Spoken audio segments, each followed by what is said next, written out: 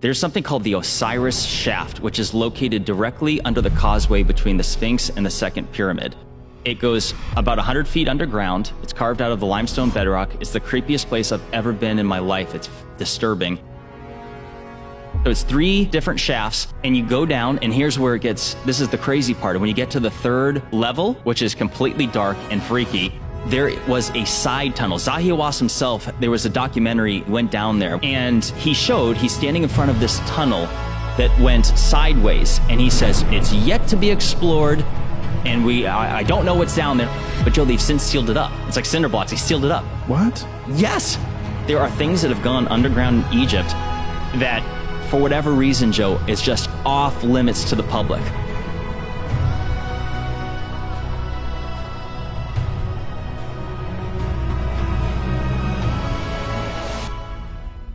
Beneath the Giza Plateau, near the Great Sphinx and pyramids, lies a mysterious structure that may reshape our understanding of ancient Egypt.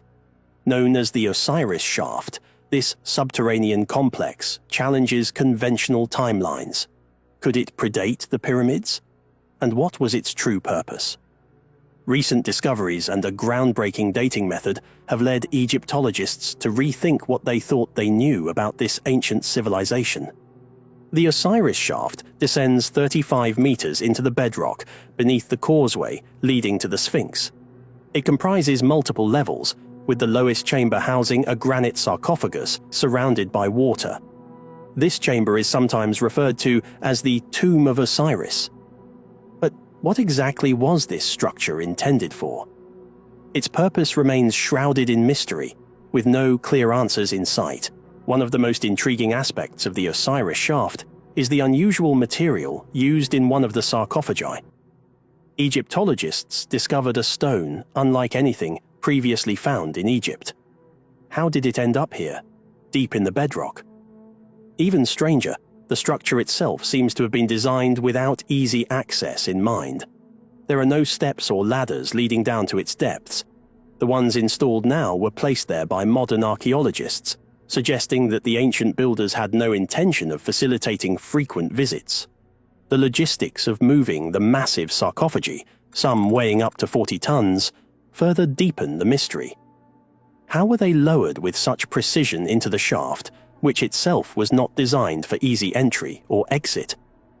The precision required to lower these gigantic objects without error suggests a technological ability that we do not fully understand. One sarcophagus found on the 2nd level was particularly remarkable. It was covered in a thin film of bitumen, with a metallic coating beneath it. This metal, containing elements like lead and zinc, is puzzling. Why use a metallic coating inside a sarcophagus? Lead, in particular, raises questions, as it is known today for its use in radiation shielding.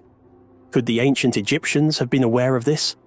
Moreover, measurements showed unusually high levels of gamma radiation inside the sarcophagus, further hinting at a function beyond burial. The method used to date one of these sarcophagi, called optical thermoluminescence, measures the last time the stone was exposed to light. The results suggested a date as far back as 3350 BCE, centuries before the accepted construction dates of the pyramids. This implies that the Osiris Shaft could predate the pyramids and the earliest dynasties of Egypt. What's even more curious is the material of one sarcophagus, dacite, an igneous rock not found anywhere in Egypt. In fact, after consulting with geologists, it was confirmed that there are no significant dacite deposits in Africa large enough to produce a sarcophagus of this size. This means the stone was transported from outside the continent, perhaps from Europe or the Black Sea. The logistics of transporting a 40-ton block of stone across seas and deserts remains a mystery. Why didn't the builders use locally sourced granite or basalt, which would have been far easier to acquire? This discovery challenges long-standing views on ancient Egypt's chronology. The dating method used reveals a time well before the pyramids, offering a glimpse into a distant past. Could the Osiris Shaft represent the work of a forgotten civilization, one whose achievements have been lost to time? As we explore the depths of the shaft, more questions emerge. Was the shaft's design deliberate, meant to preserve the dead using unknown methods? Could the high radiation levels within the sarcophagi have played a role in ancient preservation techniques? The builders of this structure may have known things we have yet to uncover. As archaeologists delve deeper into the Osiris shaft, they challenge established notions of ancient Egypt. On the third and deepest level, a stone island surrounded by water holds yet another granite sarcophagus. This time, the sarcophagus is made of granite, a material more common in Egyptian structures. However, its location deep underground and surrounded by water raises further questions.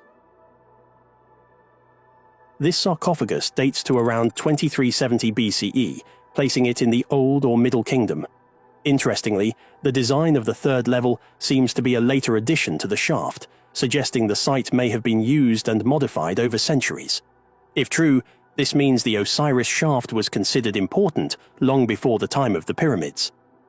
One of the most intriguing features of the third level is the water system. A meticulously shaped canal surrounds the chamber, and the water level appears to be maintained at a precise depth. How did the builders engineer such a system over 100 feet underground?